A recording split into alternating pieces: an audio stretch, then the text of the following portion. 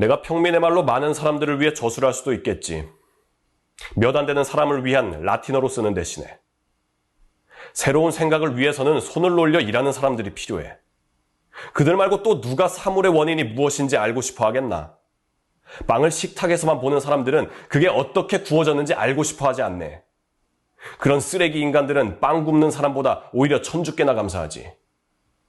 그러나 빵을 만드는 이들은 이해할 걸세.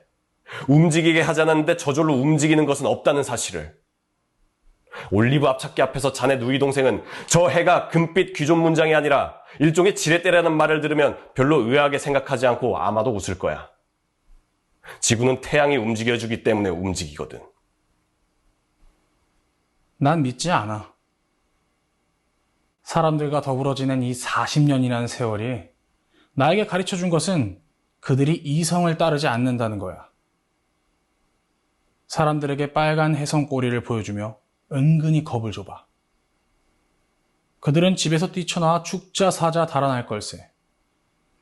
그러나 합리적인 명제를 그들에게 들려주고 온갖 근거를 갖춰서 증명을 해봐.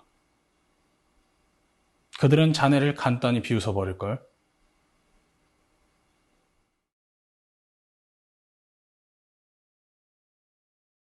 희곡에서 발견한 유쾌한 이야기를 충전해드립니다. 휘발유 들어갑니다.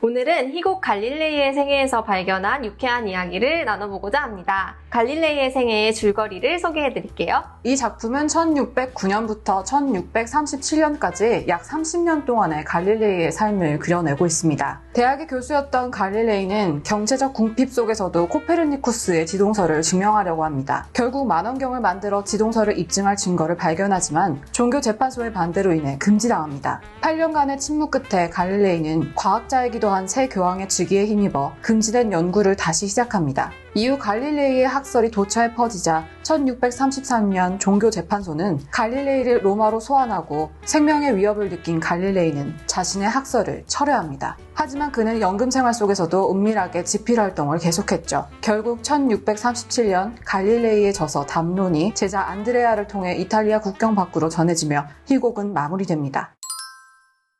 갈릴레이의 생애는 독일의 극작가 브레이트의 작품인데요. 브레이트는 독일 문학에서 빼놓을 수 없는 사람이기도 하고 세계 문학계의 한 획을 그은 작가라고 할 수 있죠. 브레이트가 원래 의대생이었던 거 알고 계셨어요?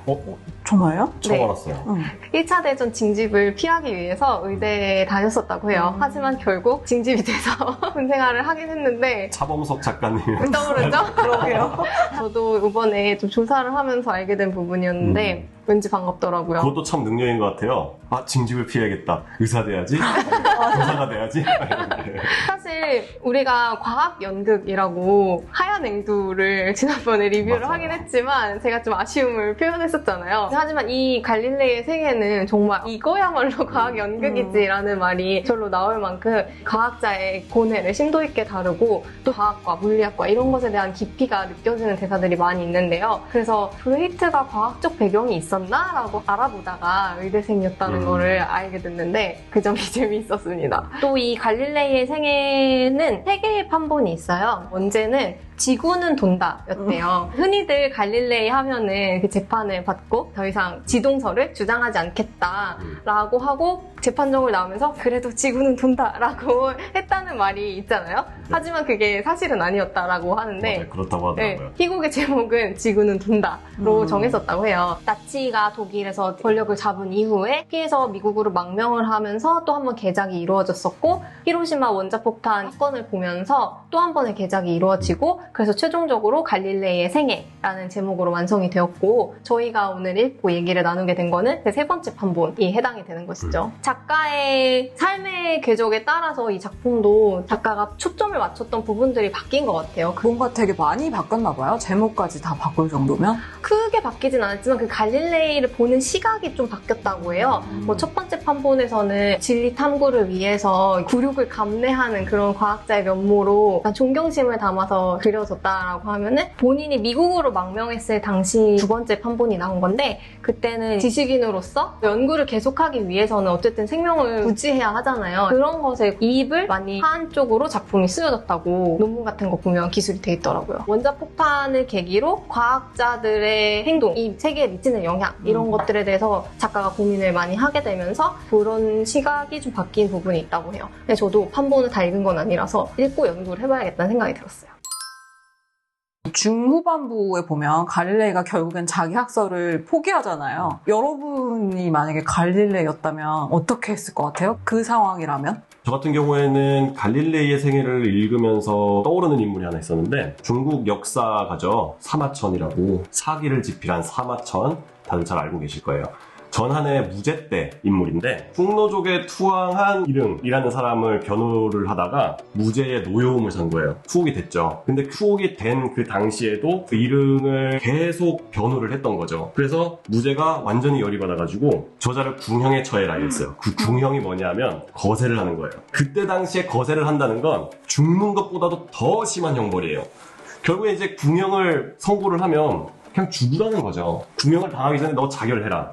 근데 사마천은 그 궁형을 받았어요. 추옥이 되기 전에 계속 역사설 집필을 했었는데 내가 반드시 완수해야 되는 임무다라고 생각을 해가지고 사기를 집필을 완료해야겠다라는 그 일념 하나로 그 굴욕을 감내하면서 결국에는 동아시아에 굉장히 영향력을 끼치는 역사설을 집필을 하게 됐었던 거죠. 나에게도 끝까지 완수해야 되는 임무가 꼭 있을까라는 것들을 고려를 해봤을 때 만약 나에게 그런 게 있다라고 하면 저도 감수를 하지 않았을까?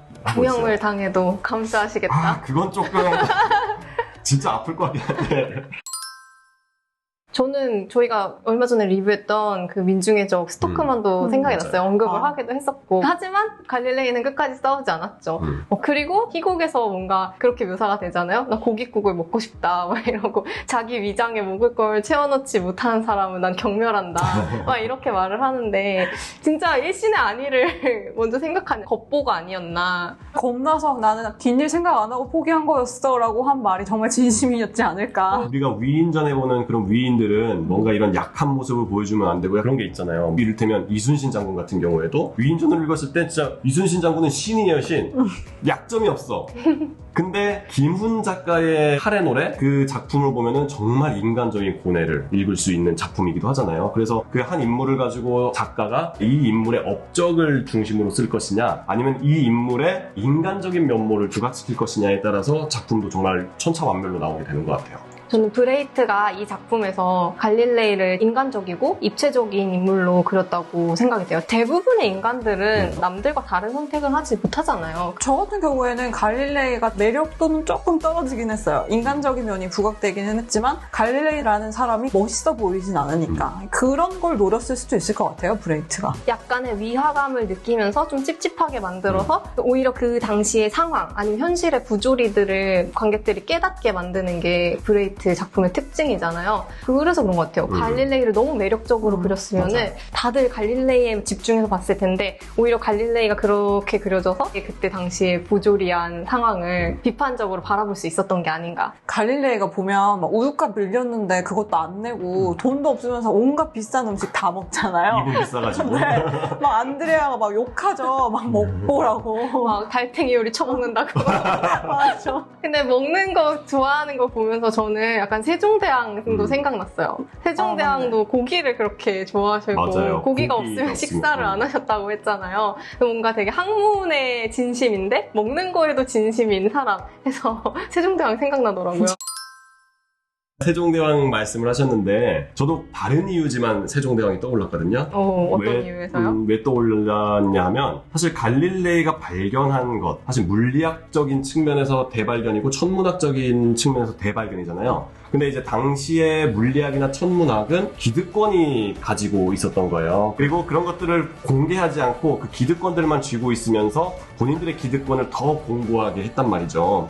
그럼 비슷한 예로 세종대왕께서는 백성들이 쉽게 익힐 수 있는 문자를 창제하신 거잖아요. 그리고 정말로 그게 진심이셨잖아요. 백성들이 이 글을 익혀가지고 세상을 넓게 봤으면 좋겠다라는 거. 그래서 이제 기득권들이 엄청나게 반발을 했던 거죠. 한자를 버린 채로 오랑캐의 문자를 만드는 것이 이치에 합당하느냐부터 시작해가지고 이런 식으로 하면 우리가 백성들을 통제를 할 수가 없다라는 식으로 말하는 신하도 있었고요. 근데 그런 말에 굉장히 노여워하셨다고 하시더라고요. 과인의 백성을 그렇게 낮은 등급으로 보느냐 막 이렇게 훈계를 하시기도 하고 결국에는 그런 반대를 이기시면서 결국에는 창제를 하시고 훈민정음을 반포하시게 됐던 거죠. 갈릴레이가 지동설을 주장하는 과정에서도 보면은 이제 교황청에서도 그게 이해는 되는데 본인들의 이제 권력을 잃게 될까봐 그걸 이제 반대하고 종교 재판에서도 갈릴레이에게 유죄를 선고해버리잖아요. 그런 것들을 보면서 세종대왕이 떠오르더라고요. 그러네요.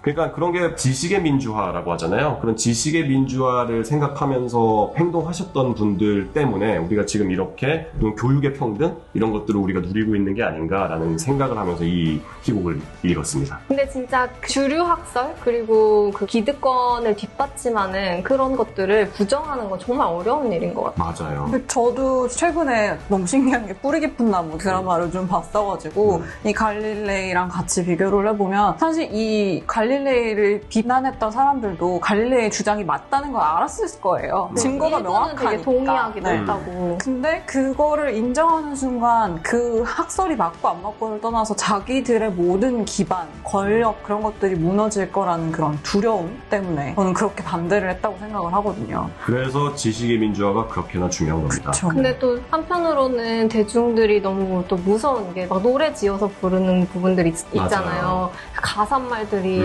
정말 너무 소름 끼치고 무섭더라고요. 해부를 찌르죠.